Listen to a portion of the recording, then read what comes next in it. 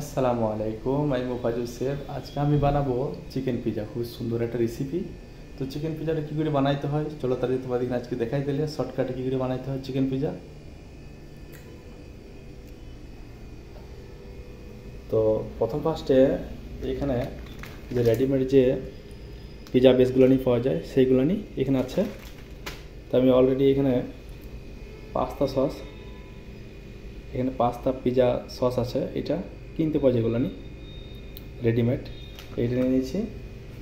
আর অলিভসের জায়গায় অলিভস যদি বাড়িতে না থাকে তাহলে একটা টমেটো সস পাওয়া যায়, টমেটো অ্যান্ড অয়েল, এ দেখো এগুলো নিয়ে পাওয়া যায়, এগুলো নিয়ে পিজাতে ব্যবহার করতে পারো।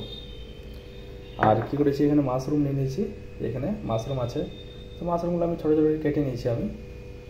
আর এখানে আছে কর্ন আছে, মকাইগুলোকে নিয়ে নিয়েছি। তাহলে এবার শুরু করি এবার কী বানাইতে হয়। আর এইখানে চিজটা আছে, এখানে আমল চিজ ব্যবহার করছি আমি। আমল চিজ আছে এখানে, যে একদম পাতলা যে চিজগুলো থাকে ছোটো ছোটো দানা দানা, ওইগুলা ব্যবহার করছি। তো এখানে আমি পাস্তা সস আমি দিয়ে দিয়েছি। তো তারপরে আমি আর একটু করে দিয়ে দিয়েছি, ভালো করে বুলিয়ে দিয়েছি। এটাতে একটা বুলিয়ে দেওয়া হবে।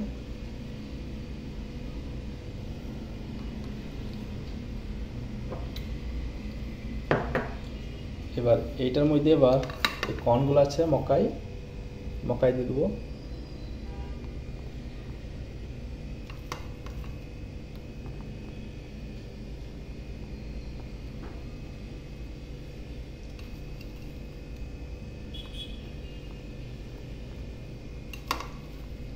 এটা হচ্ছে চিকেন পিজা, এটা নাম।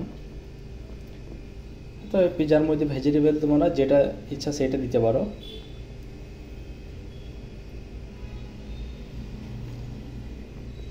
এখানে এটাতে পেঁয়াজও ব্যবহার করা যায়।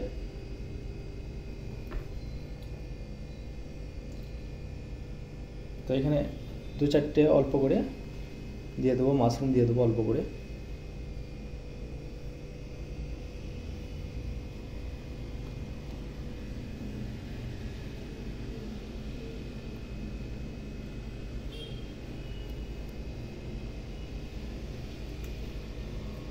মাশরুম দিয়ে দিলাম। এবার যে এই টমেটো যেটা আছে, টমেটো স্লাইস, এরকম হবে আর কি।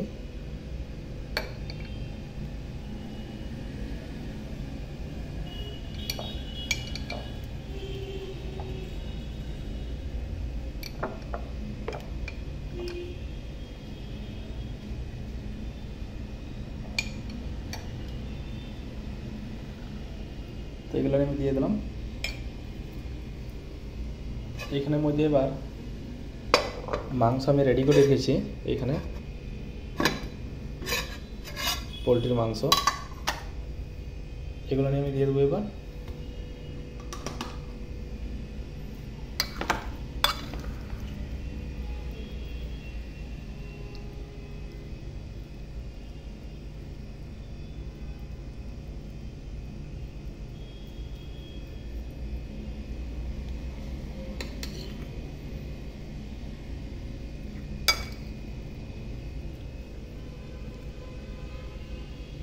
পুরোটাতে আমি মাংস দিয়ে দিলাম।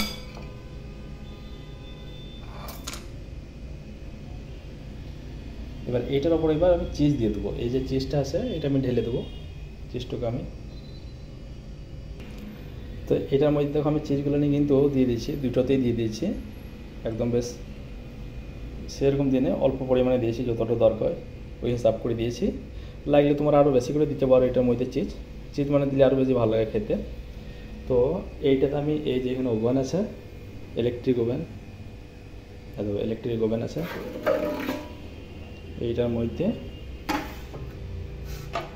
আর কি আমি দেবো আর কি।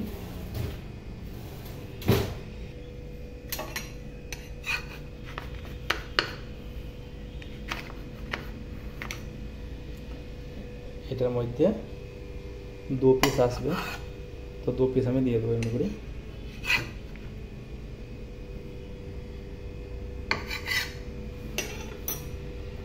এবার এটাকে ওভেনে আমি ভরে দেবো ডাইরেক্ট। বিসমিল্লাহ। ওভেনে ভরে দিলাম এইটা, ঠিক আছে। এবার এখানে সুইচটা দিয়ে দেবো। আগে থেকে আমি একটু গরম করেছিলাম ওভেনটা, আবার সুইচটা দিয়ে দিলাম।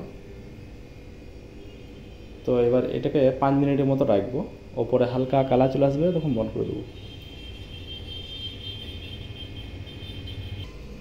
তো আমি ওভেনে 5 থেকে 6 মিনিট হয়ে গেল, একবার চেক করে দেখবো কতটা হয়েছে। বিসমিল্লাহ, এই দেখো পিজাগুলো গলে গেছে, আর ভেতরে দিক সেইটাতে কিন্তু হালকা কালার চলে এসেছে, দেখতেও ভালো লাগছে। তো আর মোটামুটি 1 থেকে 2 মিনিটের মতো রাখবো। তো আরেকবার ভরে দেবো এভাবে, আর 1-2 মিনিট রাখবো, তারপরে ওভেনটা বন্ধ করে দেবো। বাড়িতে আর কি ঝটপট বানানোর জন্য সবথেকে ভালো এবং সুবিধা, আমি যেভাবে আর কি আপনাদেরকে দেখাইছি আর কি পিজা বানানো আর কি সহজ। আর বাড়িতে আরেক ধরনের পিজা বানানো যায় যেটা বাড়ির মধ্যে তৈরি করা হয় বেস্টকে, আর এটাতে কিনে আনা হয়েছে। আর একটা বানানো হয় যেটা বাড়ির মধ্যে বেস্টকে বানানো হয়, ময়দাকে সেনে ভালো করে বানানো হয় ইস্ট ঢেলে আর কি। সেটা নেক্সট রেসিপিতে আমি দেখাবো তোমাদেরকে সবাইকে। এবার এটা কিন্তু ওভেনটা কিন্তু বন্ধ করে দেবো। এবার দেখবো কে হয়েছে হয়নি। হ্যাঁ, এটা দেখো কত সুন্দর কালার এসেছে, দেখো একদম সুন্দর কালার এসে গেছে, কত সুন্দর কালার এসেছে। তো দেখো কত সুন্দর লাগছে দেখতে। এটা কিন্তু পিস পিস করে স্লাইস করে আর কি কাটবো আর কি। তো নিশ্চয়ই তোমাদের ভালো লাগবে আমার এই পিজা রেসিপিটা শর্টকাটে। আর আমার চ্যানেলটা কিন্তু সাবস্ক্রাইব করবে, আর ভিডিওগুলো কিন্তু শেয়ার করে দিবে বন্ধু দেখিয়ে, এবং আত্মীয় স্বজন দিকে সবাইকে শেয়ার করে দিবে। নেক্সট রেসিপিতে আবার দেখা হবে তোমাদের সাথে, ততক্ষণ অবধি আল্লাহ হাফেজ।